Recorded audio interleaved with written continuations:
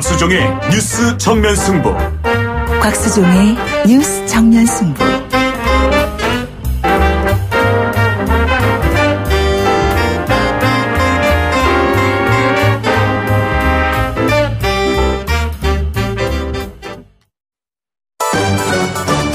김작이 묻고 곽박이 경제로 답한다. 주파수 94.5 YTN 뉴스 FM 곽수종의 뉴스 정면 승부 3부 시작하겠습니다. 김 작가가 문을 열어줍니다. 네, 김 작가입니다. 무료인 줄 알았더니 1588이나 1544 등 대표번호 통화가 사실은 네. 유료였다고 합니다. 네, 보통 저런 전화번호로 전화를 걸면은 대기자가 많다고 기본 5분에서 10분은 안내 멘트만 듣고 있어야 하는 경우도 많은데요. 그렇죠. 왜 소비자가 이런 것까지 요금을 부담해야 되는 건가요? 예. 근데 지금 방금 질문하신 내용은 사실은 이렇게 제가 역사를 한번 쭉 추적을 해 들어가 보니까 2008년에도 나왔던 질문이에요. 그러니까 국회에서 뭐 국정감사가 있었건 아니면 소비자 고발로 인해서 국회에서 이 문제를 들여다보았건 방송통신 뭐 어떤 규정에서 이 문제를 본격적으로 들여다본 사람이 없었다는 거죠. 어쨌든 통신사들의 이해관계를 전혀 뭐라 그럴까요, 소비자를 위해서 이렇게 대변해 주거나 그런 역할을 해준 사람이 없었다는 것 같아요. 미국 같은 경우에는 800번 같은 경우에는 무료 전화 서비스 번호거든요. 근데 다른 나라에서도 이제 이런 무료 서비스가 많습니다. 우리나라 같은 경우에도 080 같은 경우는 대표적인 무료 전화 서비스잖아요. 근데 1544나 1588 이런 번호들은 다 유료 서비스라고 그래요. 이게 어떤 시스템인지 저도 정확하게 알아보지는 못했는데 장거리 전화 시스템을 이용할 경우는 800번 번호를 써요. 미국에서는. 그러니까 예를 들어서 미국은 주가 많잖아요. 여러 개 주가 있는데 서비스 센터는 한 군데 지정돼 있으니까 다른 데서 전화를 걸게 되면 이건 로컬 콜이 아니고 롱 디스턴스 콜이 되잖아요. 장거리 전화가 되잖아요. 근데 이 지역 내 전화, 로컬 콜일 경우에는 요금이 붙어요. 그러니까 지역 내에서 이용될 때는. 이제 그러다 보니까 1544나 1588은 예를 들어서 이게 부산에 있다, 뭐 다른 제주도에 있다, 이제 콜센터가 이렇게 돼버리면 문제가 되는데 그게 아니고 로컬 콜 형태로 되어가지고 대한민국 전체가 일단 하나의 나라권 통화 권역이 안에 들어있으니까 이거는 비용을 서비스하는 회사에서 소비자에게 부담 지을 수 있는 법안으로 만들어 놓은 거 아니면 불가능하거든요. 그래서 이거를 빨리 롱 디스턴스 콜, 장거리 전화로 해서 소비자들의 이해관계를 대변해 주는 것이 아마 옳지 않나 그렇게 생각합니다.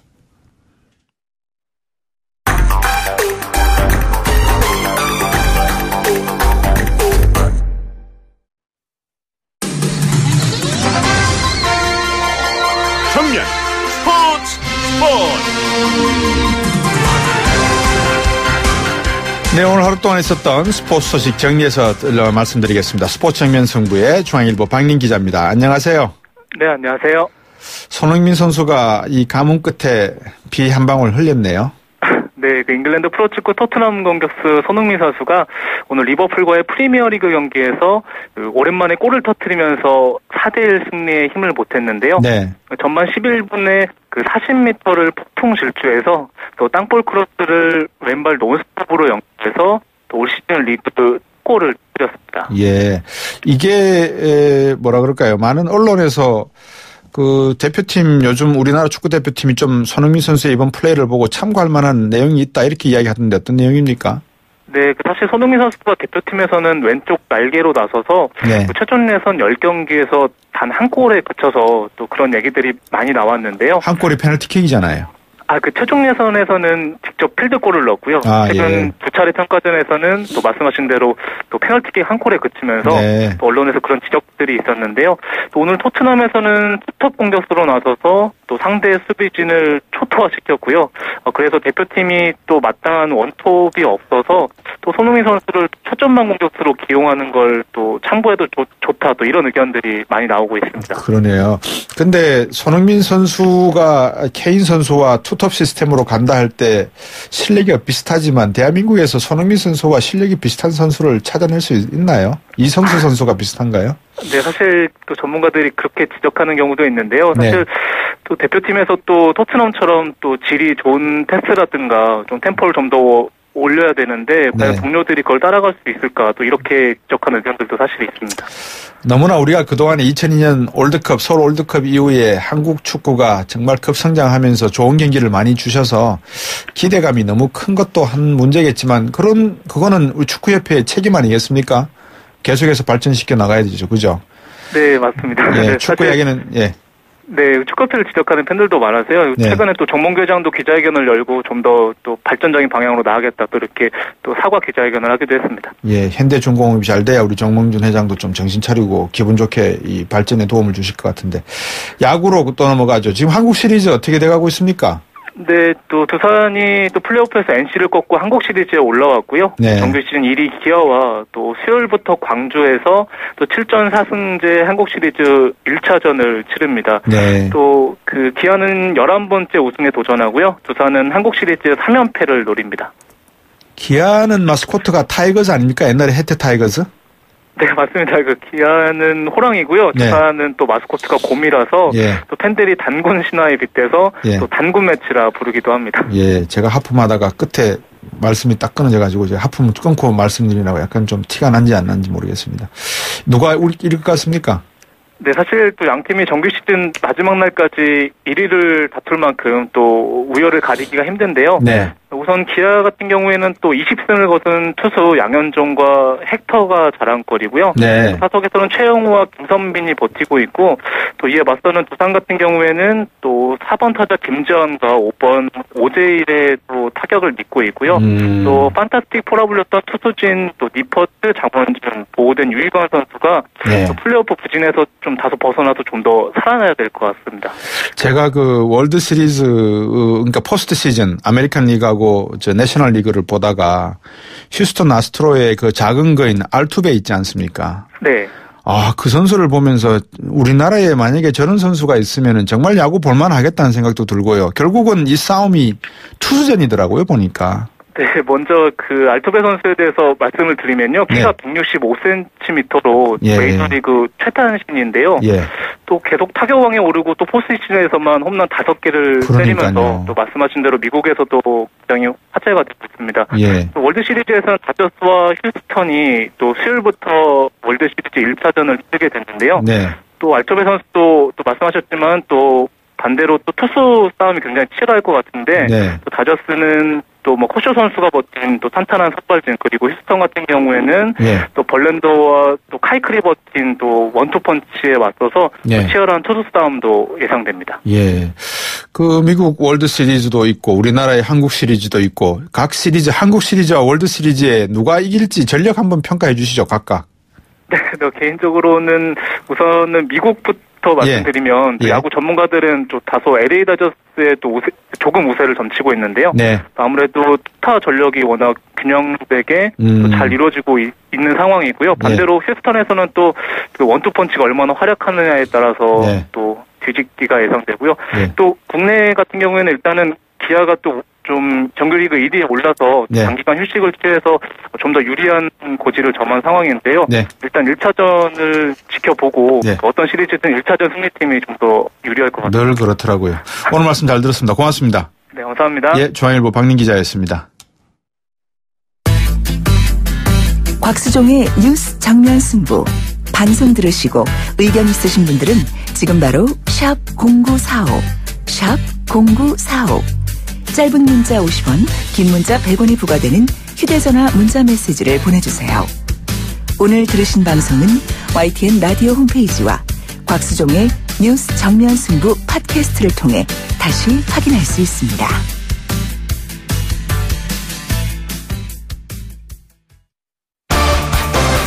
정면 승부, 팩트 진검 승부, 트루맨. 네, 좀 전에 박민 기자하고 인터뷰하는데 조금 좀 뭐라 그럴까요? 음질이 안 좋았죠. 아무래도 이 스포츠 기자시라서 밖에 있는 때가 많아서 좀 그런 것 같습니다. 청취자 여러분들께서 그렇게 양해해 주시고요. 팩트 진검 승부 트루맨 시간입니다. 시사인의 고지열 기자 나오셨습니다. 안녕하십니까? 네, 안녕하십니까? 팩트체크 전문 미디어 뉴스톱의 김준일 팩트체크 나오셨습니다. 안녕하세요. 네, 안녕하세요. 청취자 여러분들께서도 팩트체크 한번 참여해 보시죠. 오늘 이야기가 신고리 오리코기 공사 중단과 재개 무엇을 남겼는가입니다. 앞에서 서론 의원과도 말씀을 드렸는데 수기 민주주의, 즉 직접 민주주의와 대의 민주주의의 어떤 갈등 관계도 있을 것 같고 좀 더 제대로 논의해야 될 부분이 있는 것 같습니다. 그래서 오늘 팩트체크는 이 신고리 오리코기 공사 중단과 재개라는 문제를 놓고 팩트체크에 한번 들어보겠습니다. 저희가 준비한 내용부터 들려드리겠습니다. 원전 안전성 확보를 국가 과제로 추진하겠습니다. 고리 원전 오리코기 건설을 백지화하고 노후 원전 투명 연장을 금지하겠습니다. 신규 원전 건설은 정면 중단하겠습니다. 보상 비용, 전력 설비 예비율 등을 종합 고려하여 빠른 시일 내에 사회적 합의를 도출하겠습니다. 현재 공사가 일시 중단 중인 신고리 오리코기에 대해서 건설을 재개하도록 하는 정책 결정을 정부에 권고합니다. 판단 유보층의 의견을 가졌던 분들이 재개 쪽 의견으로 더 많이, 특히 20, 30대에서 증가폭이 더욱 컸음을 알 수 있습니다. 지난 3개월간 수기를 거쳐 권고안을 제안해 주신 공론화위원회의 뜻을 존중합니다. 권고안을 토대로 후속 조치가 차질 없이 이행되도록 정부는 최선을 다하겠습니다. 문재인 정부는 국민을 극단적으로 분열시키고 원전 산업의 발전에 해악을 끼치는 탈원전에 대한 대선 공약을 철회하고 원전 산업의 발전을 위해 최선의 노력을 다해 주길 촉구한다. 또 다른 시간 낭비, 국론 분열을 막기 위해 탈원전, 대한민국 에너지 정책은 국민을 대표하는 국회에서 별도로 논의되어야 합니다. 허비한 비용과 시간에 대한 반성이 필요합니다. 오늘의 결과물이 문 정부의 큰 교훈으로 작용하기를 바랍니다. 저는 이번 공론화 과정을 제도화를 했으면 좋겠습니다. 일단 시민들이 처음에는 지식이 전문 지식이 좀 모자랄지 모르지만은 점차 나아질 걸로 생각을 하고 있고요. 저는 모든 정책 수립을 시민이 결정해야 된다고 생각합니다. 전문가는 일부의 전문 지식을 갖추고 있을 뿐이거든요. 전문가의 역할은 정책을 결정하는 것이 아니라 정책을 만드는데 필요한 지식 및 자료를 제공하는 데 그쳐야 합니다. 이번 같은 경우에는 전문가라면서 모든 정책 결정을 자기들에게 맡기라는 것은 어느 도단이라고 생각합니다.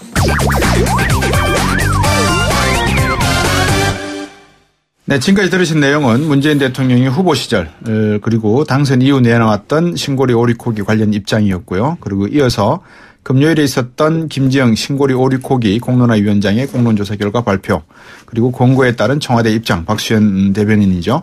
그리고 야3당 바른정당, 국민의당, 그리고 자유한국당 비판의 목소리를 각각 들으셨습니다. 마지막에 들으신 거는 지난 금요일 뉴스 정면 승부 인터뷰 시간에 마세야마 대학 장정욱 교수와 함께 했을 때 장정욱 교수의 의견이었습니다. 자, 그러면 두 분께 한번 이미 시민 참여단 471명이 참여하셨는데 이 시민 참여단이 어떻게 이루어졌는지부터 좀 아시는 분이 설명을 해 주시겠습니까? 네. 간단히 이제 구성 과정을 보면은 예. 공론조사위원회가 출범한 게 7월 24일이고요. 네. 8월 8일부터 시민 약 2만 명에게 1차 전화조사를 했습니다. 네. 그래서 참여 의사를 밝힌 분이 5,891명이었는데 네. 이 가운데서 지역, 성, 연령, 의견 이 분포를 고려해서 500명을 추출해서 예. 9월 13일에 시민 참여단을 구성했습니다. 그 중에 이제 최종 2박 3일간의 그런 합숙 수기 과정까지 참여하신 분이 이제 471명이고 예. 이분들을 대상으로 최종 선택한 비율이 예. 건설 재개 쪽이 59.5%, 건설 중단이 40.5%가 나온 것입니다. 방금 말씀하신 이 시민 참여단, 이 전국 의 고루 분포를 나타낸 거라고 봐야 됩니까? 네네. 예. 그렇습니다. 신고리 원적이 오리코기가 건설되는 지역은 울산이지만 이 울산의 이 고리 원전을 지어야 될지 말아야 될지 수기를 논의하는 시민참여단은 전국에 방금 우리 고재일 기자 말씀했지만 시민과 지역과 성과 의견을 골고루 감안해서 선발하셨다 이런 내용인데 의견을 물어보고 선발하는 것은 조금 왜곡될 수 있지 않는가요? 그게 이제 먼저 의견을 물어서 이 사람들 성향을 안 다음에 네. 거기에 전체 국민 여론조사가 또 있습니다. 그러니까 전체 네. 국민 여론조사와 비슷한 비율로 찬성과 반대를 맞춰놓고 그리고 네, 이제 그분들의 그렇군요. 변화 과정을 보려면 이 과정상으로는 이 방법이 필요했을 것 같습니다. 예, 저도 이 근무할 때 이 방법으로 여러 가지 그 정책을 여쭤본 적이 있어서 이 내용에 대해서는 익숙해져 있기 때문에 청취자 여러분들께 말씀을 드리고 다시 한번 청취자 여러분께 말씀을 드리지만 지금 이 시간에 청취자 여러분들 참여하셔서 지금은 저희들이 논의하고 있는 이 팩트체크 시간에 시민 수기민주주의라고 하는 시민참여단을 비롯한 이번 우리나라에서 처음인지 모르겠습니다만 하여튼 이 도입한 이 결정 과정에서의 내용을 청취자 여러분들은 어떻게 생각하는지 의견 주시면 고맙겠습니다. 우물정 0945 단문 50원 장문 100원입니다. 이것도 어떻게 보면 청취자 여러분 참여 의견이니까요. 수기민주주의 한 부분이라고 봐야 되겠죠. 시민참여단이 어떻게 이런 결정을 내렸을까요? 김준호 팩트체크. 예. 여론조사가 이제 여러 차례 이루어졌는데, 이제 네. 여기서 공식적으로 이루어진 게 말고, 이제 외부에서 이루어진 여론조사를 보면은 이제 찬성과 반대, 그러니까 네. 신고리 5, 6호기 건설 재개냐 아니면은 중단이냐에 대한 네. 여론조사가 굉장히 찬반이 팽팽했거든요. 예. 그리고 실제 처음에 공론화 위원회에서 조사한 것도 유보와 예. 찬성과 반대가 좀 비슷하게 나왔는데, 예. 이제 계속 토론을 하면서 점점 이제 유보층이 없어지고 찬성과 네. 반대로 이제 양분화됐죠. 그래서 결국은 이제 19%포인트가 이제 차이가 나게 네. 이제 나타났습니다. 그래서 그러니까 건설 재개는 59.5% 그리고 건설 중단은 40.5%로 그래서 6대4 정도 비율로 나왔다고 보시면 될 것 같습니다. 네. 그리고 5, 6호기 공사 재개는 찬성하지만 향후 에너지 정책에 대해서는 원전 확대보다는 축소를 선택한 분이 원전 확대를 주장한 분은 9.7%, 또 축소를 얘기하신 분이 53.9% 이러니까 결국은 단기적으로는 어차피 계약한 내용들은 밀고 가되 중장기적으로 놓고 봐서는 원전에 의한 의존도를 낮추는 것이 바람직하다 이런 내용인 것 같습니다. 수기민주주의라는 이야기를 제가 방금 했는데 이 수기 그리고 민주주의 이 내용들을 한번 좀 짚어주시겠습니까? 어떤 내용이 당겨서 수기라는 말이 들어가고 민주주의라는 말이 들어갔는지. 그러면 이제 그 말을 앞서서 네네. 이번에 공론조사에 대해서 이제 공격하는 내용을 먼저 언급을 하고 네. 그것에 대해서 이제 수기 민주주의가 어떤 의미가 있는지에 대해서 그러시죠. 말씀드리면 좋을 것 같습니다. 예. 처음에 이 공론화위원회가 구성되었을 때 비판했던 쪽은 보수 언론 쪽이었습니다. 예. 그래서 말씀하신 그런 논리로 왜 비전문가들이 예. 우리의 국가 존망에 걸린 중대사를 네. 결정하게 하느냐, 예. 왜 이렇게 책임지지 않는 행정을 하느냐 네. 그런 식의 공격을 했었는데 공론화위원회 조사 결과가 나오고 나니까 네. 오히려 이번에는 시민운동 진영에서 특히 이제 탈원전 방침이었던 그런 부분에서 왜 이쪽으로 떠넘기기를 해서 이런 결정이 나오게 하느냐. 그러면서 이거는 정부가 빠져나가기 위한 어떤 출구 전략 아니었느냐. 그러면서 우리는 당했다. 또 이제 이런 입장을 좀 많이 피력하시더라고요. 그래요? 네. 그래서 보면서 우리가 이제 어떤 민주주의에 대한 훈련이 덜 돼 있다라는 거를 저도 이제 이번에 좀 뼈저리게 느꼈는데 수기 민주주의라는 그 과정의 경험들이 좀 부족해서 그런 것 같습니다. 그러니까 네. 서구의 민주주의 과정에선 예. 당연시되는 과정이에요. 그러니까 다수결을 그 당시에 바로 했다고 해서 그게 민주주의는 아닙니다. 왜냐하면 예. 그 이슈에 대한 충분한 이해가 예. 되고 그다음에 이해 관계자들이 그 이해의 결정에 충분히 의견을 반영해서 네. 결정이 된 다음에 그때부터는 이거를 모두가 얘기를 나눴고 그리고 네. 그 입장을 반영해서 결정했는데 다 따라야 된다. 그런 식인데 우리 같은 경우는 힘의 논리나 그런 또 밀어붙이기를 하다 보니까 배제되면은 네. 결정이 나면 그럼 당신들끼리 알아서 잘해봐라. 이런 식으로 좀 외면하거나 비판하는 네. 이제 그런 결과가 났는데 예. 이번에 이제 그걸 극복하기 위한 어떤 그 방식을 취한 것인데 물론 아쉬운 점은 제가 봤을 때 두 가지 정도가 있습니다. 어떤 겁니까? 하나는 너무 시간을 촉박하게 잡아서 네. 이 공론조사위원회 과정이 진행되기 전에 먼저 사회적 공론화 과정을 거친 다음에 예. 단계적으로 예. 그래서 사회적으로 어느 정도 이 이슈에 대해서 끌어오름이 있는 다음에 네. 그리고 이 어떤 일정한 이해가 생긴 다음에 했어야 되는데 물론 이제 갑자기 공사를 붙들어 매고 하다 보니까 네. 시간의 싸움을 해야 돼서 급박하게 진행됐는지 모르겠지만 이제 그 부분에 좀 아쉬움이 있었고 두 번째는 이제 비슷한 어떤 이런 공론조사를 일본 같은 경우에는 주제가 탈원전이라는 좀 더 큰 주제였습니다. 네. 그걸로 했었는데 우리는 탈원전에 대한 부분은 좀 부차적으로 하고 당장 이 눈앞의 과제인 오류코기를 재개하느냐 마느냐 그런 기술적인 부분을 해서 그래서 네. 이제 더 왜 이건 전문가들이 결정하게 해야지 이렇게 했느냐 그런 비판이 있었던 것 같습니다. 팩트 진검 승부 트루맨 시간 잠시 후 4부에서 우리 김준일 팩트체크에 이어서 이야기를 한번 들어보도록 하겠습니다.